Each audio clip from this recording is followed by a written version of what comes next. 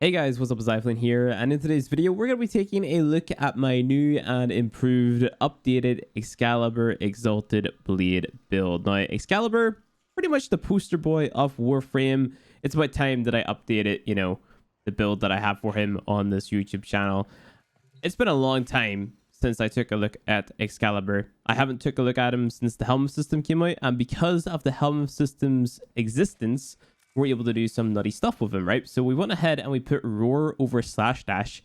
So if you don't know how roar works, it is essentially like a glorified being smite whatever mod. So it is just going to give you increased damage, right? It's straight up just a really good way to increase the amount of, let's say, elemental damage that you're dealing to an enemy. And because we're using chromatic blade on this build, then it only makes sense, right?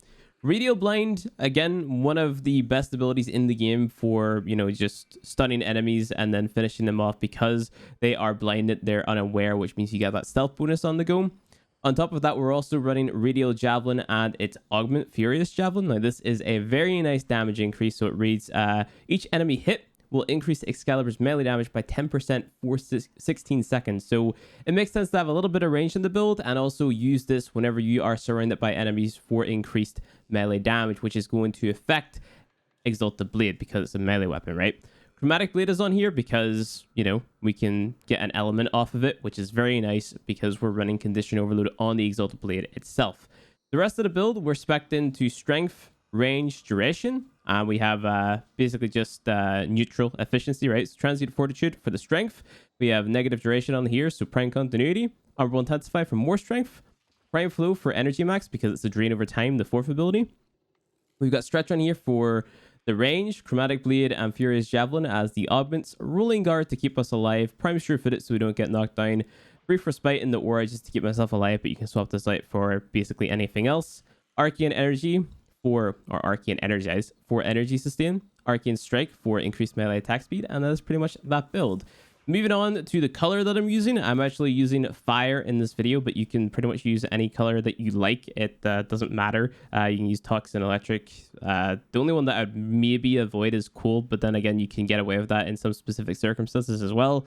But fire is good because it's a DOT, and of course, because it's a DOT, it's going to be affected positively by the likes of Roar, for example, or any Prime Smite mod that you have on Exalted Blade, which we are using on my Exalted Blade build. So we have Condition Overload for the more damage on status effects, Berserker Fury for the attack speed, that combines well with Arcane Strike, the Prime Smite mod for the multiplicative damage buff, Shock and Touch and Fever Strike for the corrosive, Volcanic Edge for heat and status chance.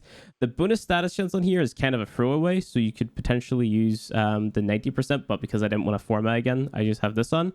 Organ Shatter for crit damage, and then Sack Steel for more critical chance. So, if we go ahead and we spawn the enemies in, keep in mind that because we are using Condition Overload on Exalted Blade, it makes sense to have a primer. So, using the likes of the Cuban Eucor or the Epitaph, here's a quick Cuban Eucor primer that I'm using. Secondary Dexterity, also very important for building and maintaining combo, right? So, what we're going to do, bring out our Cuban Eucor, get our some energy, spawn in the bad guys. So we want to go ahead and cast our Roar, then our Javelin, apply the status effects to the enemies that we want to hit, go ahead, blind them, bring out our Blade, and there you go. We just one-shot them.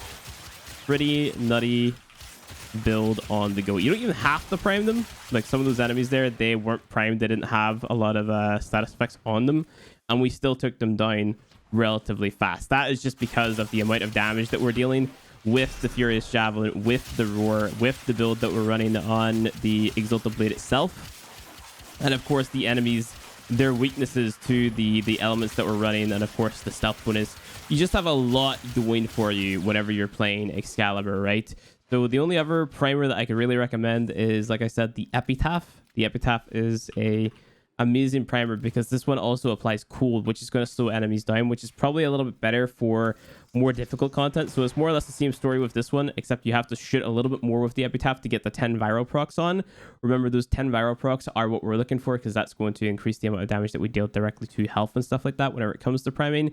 Really nice if the enemy's armor is stripped. Really nice if you're using the likes of slash procs and whatnot. It's just a really good status proc to have 10 stacks up built up on an enemy, right? So we go ahead, use our Roar, Furious Javelin, prime the enemies, go ahead, blind them, bring out your blade, and you can still prime them a little bit when your blade is out, and then just go ahead, melee swing. You have to be right up to the enemy to actually build up the combo. So notice that if we are just sending out the wave, right, we're not actually getting any bonus hits for our combo. So you have to be right up meleeing like this to build up the combo. And as you can imagine, whenever you have a full combo, you're dealing even more damage. So right now we're at 2x combo. We're just going to go ahead and build up the entire combo here. Even though we're one-shotting, I just want to show you guys like how nutty this can actually be. That's if we, you know, I mean, I think we might be here all day because I have to go through and melee all of them one by one to build up the combo unless I like stun them in some way, shape, or form.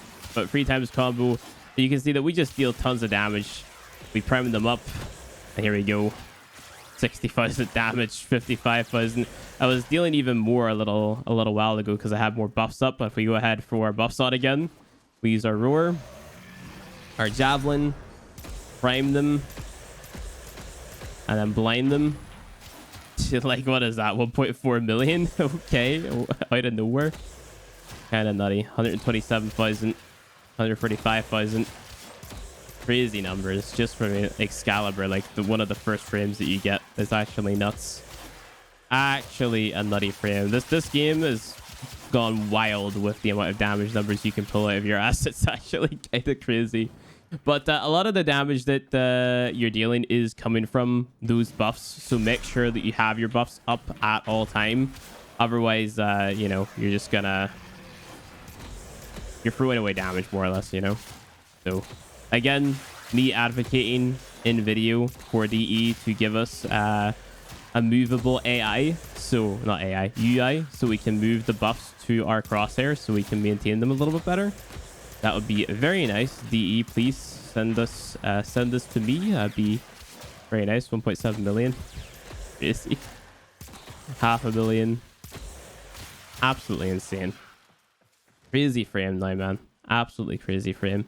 So you can swap that up. You could run, you know, gas. You can run different elements for corpus enemies and stuff like that. But this is just kind of the go-to Excalibur build now. There's probably other arcanes that you could run as well for, what's it called?